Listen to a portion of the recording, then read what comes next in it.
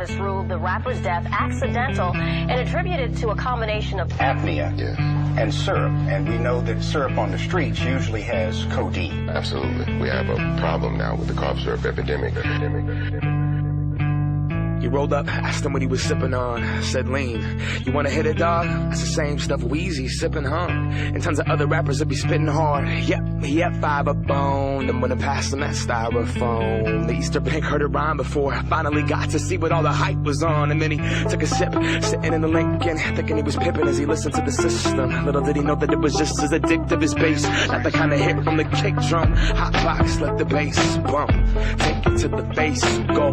Months later, the use went up, and every blunt was accompanied by the pink stuff. But goddamn, he loved that feeling. Purple rain coated in the throat, just so healing. Medicine alleviate the sickness, liquid to fix them. It comes with the cost. Wake up, cold sweat, scratching, itching, trying to escape the skin that barely fit him. Gone, get another bottle just to get a couple swallows. Headed towards the bottom, couldn't get off it.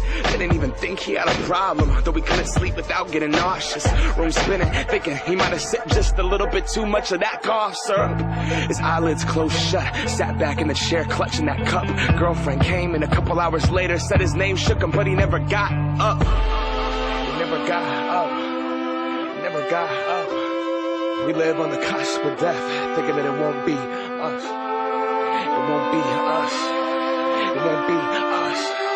It won't be us. Nah, it won't be us.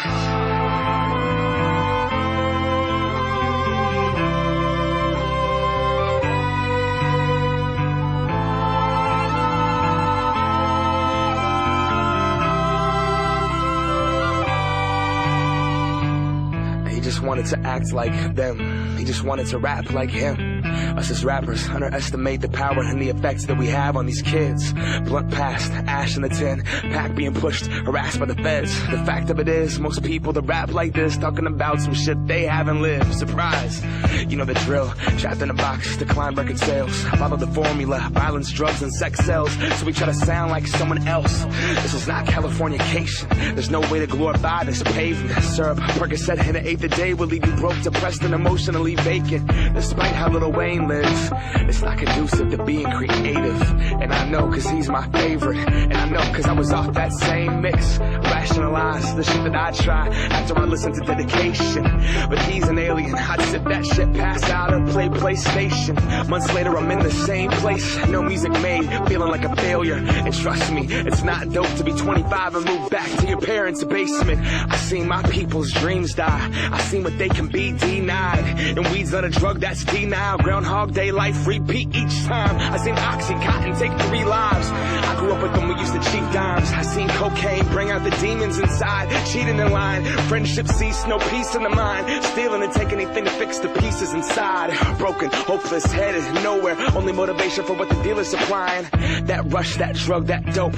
Those pills, that crumb, that roach.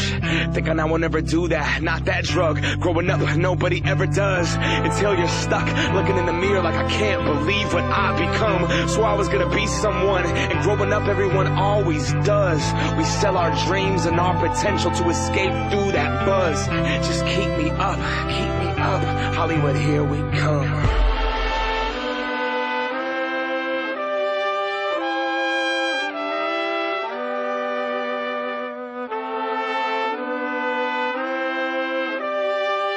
You can tend to go a little too far with some of these things. They have very strong addictive qualities, pills and syrups and whatnot. So Is it changing the music? I can only speak for myself personally, you know what I'm saying?